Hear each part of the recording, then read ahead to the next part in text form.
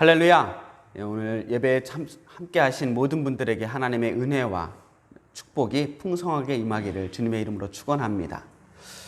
1986년도에 개봉한 롤랑 조페 감독의 미션이라는 영화가 있습니다. 18세기에 남미에서 활동하는 선교사들의 이야기를 그린 영화였는데, 영화 자체도 무척 흥미진진한 영화였지만 영화 음악이 특히 기억에 남습니다. 미션의 OST 중에서도 가장 유명한 노래가 지금 흘러나오는 가브리엘의 오보에라고 하는 노래입니다. 요즘은 넬라 판타지아라는 노래로 더 많이 알려져 있습니다.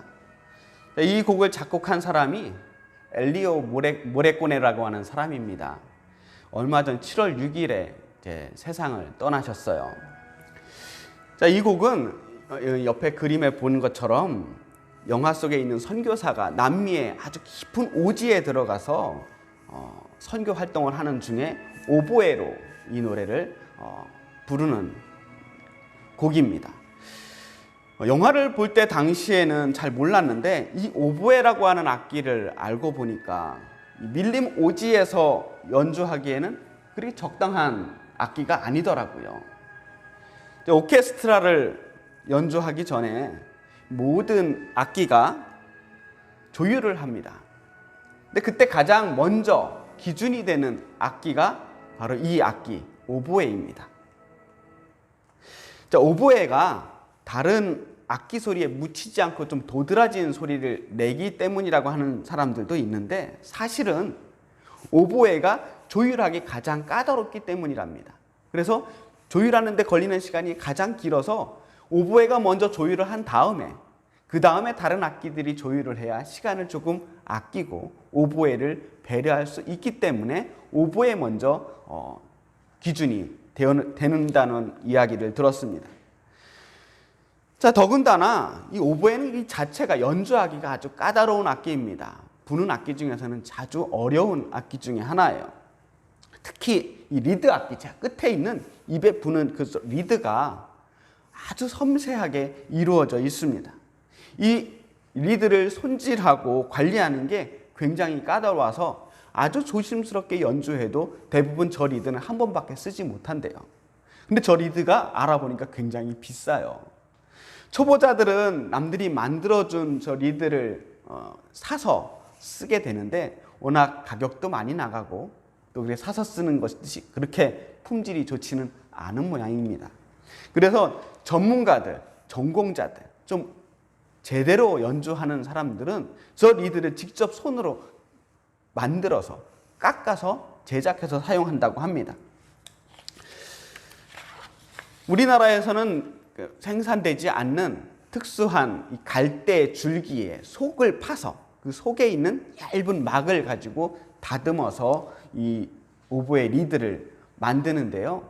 오보에 리드 만드는 법이 인터넷에 잘 나와 있습니다.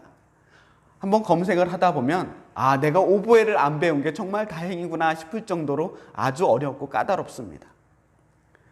그런데 그렇게 정성스럽게 만든 리드가 일회용이란 말이에요.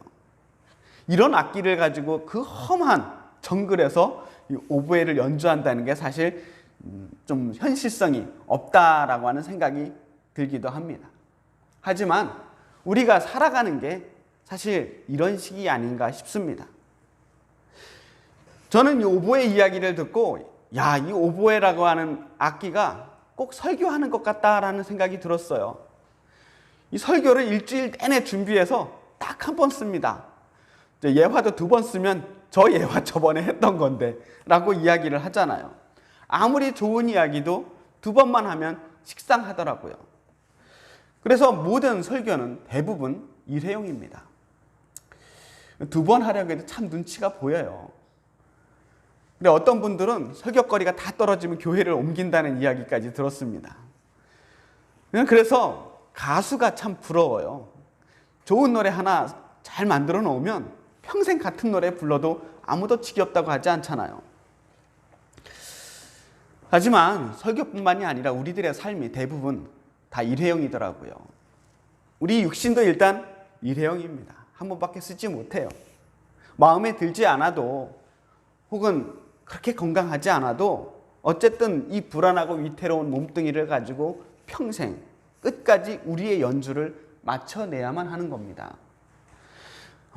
그런 의미에서 보면 우리 인생도 이 오보의 리드와 같은 삶을 사는 것이 아닌가 생각해 봅니다.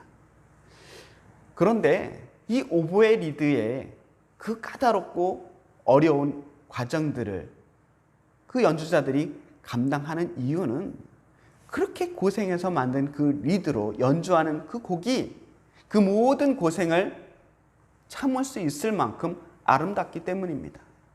우리의 인생도 그럴 수 있기를 바랍니다. 지난 일주일 동안 저는 말씀을 준비하면서 여러분의 얼굴들을 한 번씩 떠올려 봅니다. 하나님께서 지금 여러분들을 앞에 두시고 말씀을 하신다면 과연 어떤 말씀을 하고 싶으실까? 우리에게 하나님은 지금 어떤 말씀을 하시고 싶으실까? 저는 오늘 우리가 읽은 이 로마서의 말씀을 들고 이 말씀이 오늘을 살아가는 우리들에게 주시는 하나님의 말씀임을 믿고 여러분에게 말씀을 전합니다. 우리의 사도 바울은 가장 위대한 사도 중에 한 사람이지만 사실은 오보의 리드만큼 불안하고 위태로운 존재였습니다. 바울은 자신을 늘 괴롭히던 자신의 발목을 잡는 어두운 과거를 가지고 있었습니다. 부끄러운 과거예요. 바로 성도들을 극심하게 핍박했던 자신의 과거사가 있었습니다. 어디를 가든 바울을 도저히 용서할 수 없었던 무리들이 있었습니다. 그 반대파들이 쫓아다니면서 바울의 사역을 방해했어요. 그는 육신의 가시도 있었습니다. 정확하게 어떤 질병인지 알 수 없지만 사역에 큰 걸림돌이 될 만큼 아주 심각한 질병을 가지고 있었습니다. 그리고 선교하는 내내 단 한순간도 편안하고 순탄했던 시절은 없었습니다.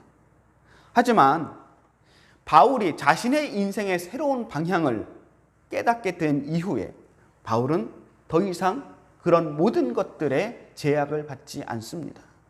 그 모든 길에서 조금도 물러섬이 없이 앞으로 전진해 나갑니다. 빠꾸가 없는 인생, 요즘에 노빠꾸 인생이라고 얘기를 하더라고요. 우리가 오늘 읽은 이 로마서의 말씀을 읽다 보면 그렇게 연약하고 불완전한 우리들에게 사도 바울은 아주 단호한 그리고 확실한 어조로 큰 용기를 주시는 것을 볼 수 있습니다. 사도 바울은 예수님 살아계실 때 예수님의 얼굴을 한 번도 본 적이 없었던 사람입니다. 그런 사도 바울이 자기를 일컬어서 스스로 사도라고 부르고 있습니다. 자신을 12사도와 같은 급으로 생각했다라고 하는 것입니다. 너무나 당당해서 깜짝 놀랄 지경이에요. 예루살렘에 있었던 사도들은 이런 바울의 태도에 기분이 나쁘기도 하고 당황스럽기도 했지만 사도 바울은 너무나 떳떳했어요. 당신들은 예수님 바로 곁에서 예수님을 모시며 제자가 되었지만 나는 다메섹에서 예수님을 직접 만남으로 사도가 되었다. 당신들만 예수님 만난 게 아니고 나도 예수님 만났다. 나도 부활하신 예수님을 만나서 내 마음이 돌이켰으니 나도 사도다라고 하는 당당함이 있었어요. 그리고 실제로 사도의 길을 걸어갑니다. 오늘 말씀을 읽다 보면 누가 감히라고 하는 단어, 이 표현이 계속해서 등장을 하고 있습니다. 누가 감히? 이 말은 자신이 좀 우월한 위치에 있다고 생각하는 사람들이 자주 쓰는 말입니다. 엄청난 자신감이 묻어있는 표현이에요. 바울이 질문합니다.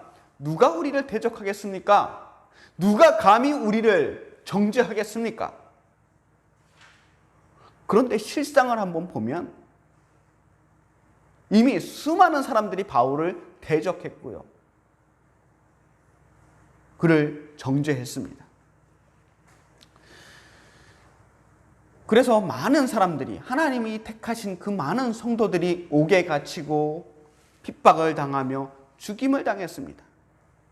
누가 감히 성도들을 대적하고 정죄하느냐고 큰 소리는 치고 있지만 사실은 사방에서 자신들을 정죄하고 핍박하고 있었습니다. 이 말을 지금 하고 있는 로마서를 쓰고 있는 지금 이 순간도 로마에서 바울은 가택연금 중이에요. 갇혀 있는 중입니다. 그런데도 바울은 다른 사람들의 시선과 손가락질에 지금 현실에 마음을 뺏기지 않고 있습니다. 왜냐? 어떠한 상황 속에서도 하나님이 우리 편이라는 것을 알았기 때문입니다. 하나님이 우리 편이시면 누가 우리를 대적하겠습니까? 하나님이 우리 편이라고 하면 모든 사람들이 다 나를 대적한다고 해도 두렵지 않다는 이야기입니다. 누가 대적하더라도 상관하지 않겠다는 말입니다. 비록 우리는 약하지만 강하신 하나님이 우리 편이기 때문에 이 싸움은 틀림없이 이기는 싸움이 될 수 있을 거라고 하는 믿음이 있었던 것입니다. 해볼 만한 싸움이 아니라 무조건 이기는 싸움이라는 거예요. 세상 사람들의 눈으로 보면 분명히 바울은 실패한 인생입니다. 어제까지 사람을 잡으러 다니던 사람이 이제는 쫓겨다니고 있습니다. 엘리트로 바리새인 중에서도 정말 똑똑한 바리새인으로 인정받았던 사람, 로마의 시민권을 가지고 있고 고생이라는 것은 생전 알지도 못하고 살던 이 사람이 어느 날 갑자기 고생을 밥 먹듯이 하면서 사람들에게 무시받고 손가락질 당하며 살고 있습니다. 예수 믿고 정말 인생이 다이나믹해지고 스펙타클해졌습니다. 날마다 사건과 사고가 끊이지 않습니다. 하지만 아무 일도 생기지 않는 인생이 축복받은 인생입니까? 아무 일도 생기지 않는 인생은 아무것도 하지 않는 인생밖에 없어요. 뭔가 우리가 야심차게 해보려고 할 때마다 우리는 늘 문제를 만나게 되어 있습니다. 고난이 우리의 일상이에요. 특별한 사건이 아닙니다. 하지만 그래도 바울은 염려하지 않았습니다. 요즘과 같이 불안하고 위태한 시대에 오늘 이 말씀이 더 마음에 깊이 다가오는 겁니다. 하나님이 우리 편임을 우리도 다 알고 있습니다. 하지만 여전히 우리는 불안하고 두려워하고 있는 모습을 가지고 있지 않습니까? 그렇기 때문에 오늘 우리에게 주시는 이 말씀은 더욱 절실하게 다가올 수밖에 없습니다. 머릿속으로는 운동 경기의 모든 규칙을 다 알고 있지만 정작 우리가 그 운동을 하려고 하면 몸이 말을 안 듣는 것처럼 머릿속으로는 이러한 믿음의 원리를 다 알고 있지만 삶으로 살아보려고 하면 쉽사리 적용되지 않는 우리의 모습들을 보게 됩니다. 중요한 것은 지식이 아닙니다. 믿음은 지식에서 나오는 것이 아니라 관계에서 나오는 겁니다. 인간에 대한 신뢰도 하나님에 대한 믿음도 결국은 둘 사이의 관계가 튼튼해질 때 결정되는 겁니다. 사도 바울이 다시 묻습니다. 33절, 34절 말씀입니다. 하나님께서 택하신 사람들을 누가 감히 고발하겠습니까? 누가 감히 그들을 정죄하겠습니까? 누가 감히 고발하고 누가 감히 정죄하냐고 물었지만 사실 우리는 이미 죄인입니다. 그건 바울도 알고 우리도 알고 있습니다. 죄인이지만 주님께서 우리를 의롭다고 해주신 것뿐입니다. 그냥 은혜예요. 살면서 정말 부끄러운 순간이 한두 번이 아니고 잊고 싶은 순간, 후회스러운 순간이 한두 번이 아닙니다만 그럼에도 우리를 인정해 주시고 받아주시고 의롭다고 여겨주시는 그 하나님의 감사할 따름입니다. 누가 감히 고발하고 누가 감히 우리를 정죄하느냐고 하는 이 질문은 내가 누구에게도 한 점의 부끄러움이 없다라고 하는 영적 교만함이 아니라 뻔뻔하고 파렴치한 태도로 세상을 비웃는 그러한 모습이 아니라 주님께서 내 부끄러운 그 모든 죄를 확실히 용서해 주셨음을 믿는 확신의 마음입니다. 오늘도 우리는 주님 앞에 한 주간 지었던 죄를 내려놓고 회개의 기도를 드렸습니다. 그리고 이렇게 선포합니다. 하나님께서는 우리의 모든 죄를 용서해 주십니다. 이 죄사함에 대한 확신은 바로 하나님의 사랑에 대한 확신에서 나오는 거예요. 이렇게 보잘것없는 이 부끄러운 내 모습을 주님께서 끝까지 사랑해 주시는구나. 오늘 35절 말씀에 누가 우리를 그리스도의 사랑에서 끊을 수 있겠습니까? 환난입니까? 곤고입니까? 박해입니까? 굶주림입니까? 헐벗음입니까? 위협입니까? 또는 칼입니까? 우리가 날마다 주님 위해서 산다고 말은 하지만 우리는 그것으로 인해서 세상에서 어떠한 인센티브도 받지 못하고 있습니다. 예수님의 사람이라고 하지만 세상 사람들이 당하는 모든 고난들을 우리도 똑같이 경험해야만 합니다. 예수 믿는 사람들도 모두 똑같이 마스크를 써야 한단 말이에요. 미국에서 어떤 목사님께서 믿음의 사람은 하나님께서 보호해 주시기 때문에 마스크 쓸 필요 없다고 그렇게 설교하시다가 돌아가셨어요. 코로나에 걸려서. 너무나 안타까운 일이지만 그것이 현실이에요. 교회라고 더 안전한 공간이 아닙니다.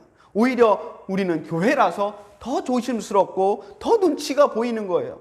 혹여라도 여기서 불미스러운 일들이 일어나지 말아야겠다라고 하는 조바심이 나는 겁니다.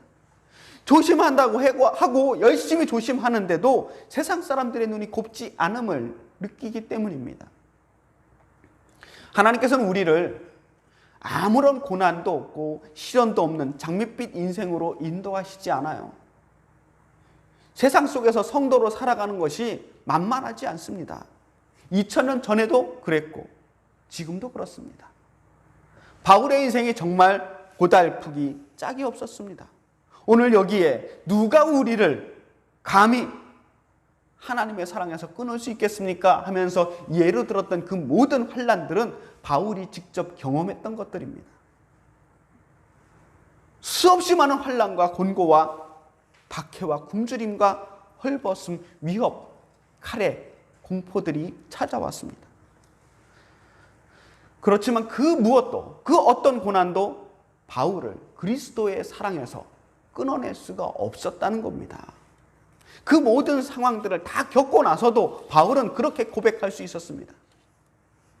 그러나 우리는 이 모든 일에서 우리를 사랑하여 주신 그분을 힘입어서 이기고도 남습니다.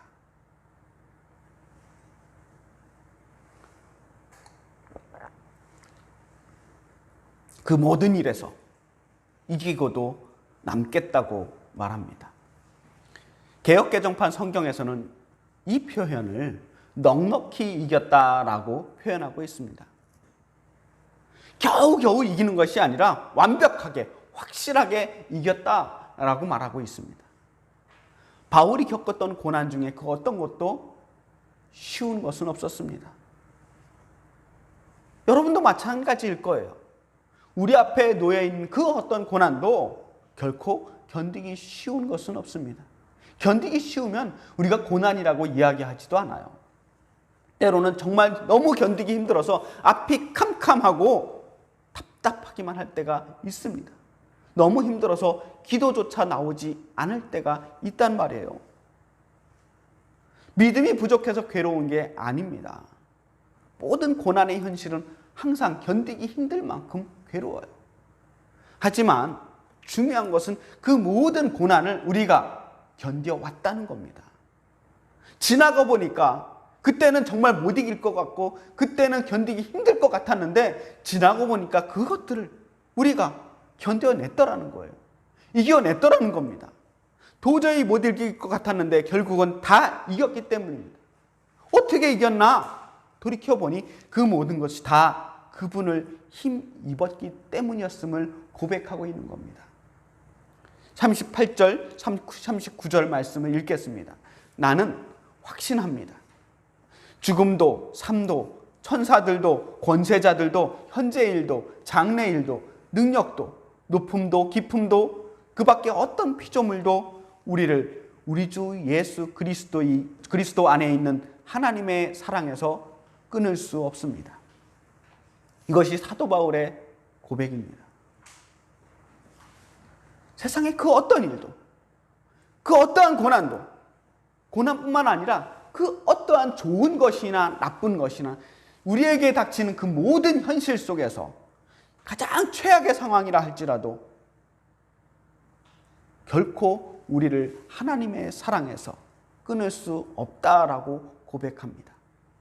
이 말을 거꾸로 읽어보면 우리 주 예수 그리스도 안에 있는 하나님의 사랑은 어떠한 상황에서든 우리가 이기고도 남을 수 있도록 넉넉히 이기도록 해주신다라고 하는 말씀입니다. 신앙은 우리가 만난 고난을 피해서 달아나는 도피처가 아닙니다. 우리가 만나는 고난에 맞설 수 있도록 힘을 주는 것이 믿음입니다.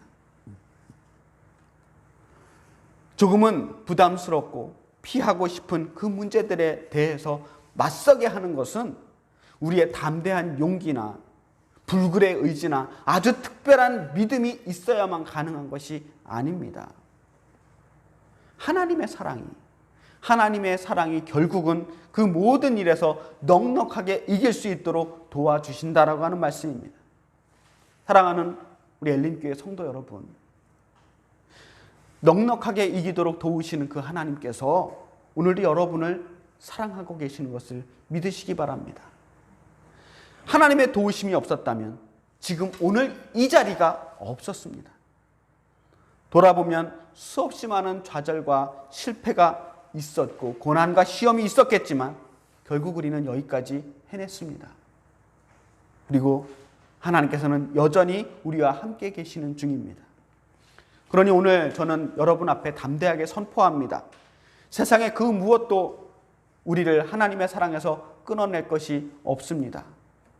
오늘도 내일도 앞으로도 마침내 우리가 저 하나님의 나라에 들어갈 때까지 우리는 넉넉히 이겨낼 것입니다. 담대하게 오늘의 고난과 맞서서 끝까지 승리하시는 저와 여러분이 되기를 주님의 이름으로 축원합니다. 기도하겠습니다. 살아계신 아버지 하나님, 우리 앞에 있는 고난이 너무나 커 보이고 두려워 보입니다. 우리가 이길성 쉽지 않습니다. 하지만 주님이 우리를 사랑하시기에 우리가 그 모든 문제들을 넉넉히 이겨낼 줄 믿습니다. 이기고도 남음이 있을 줄 믿습니다. 주여 우리를 도와주시옵소서. 예수 그리스도의 이름으로 간절히 기도합니다. 아멘. 우리 다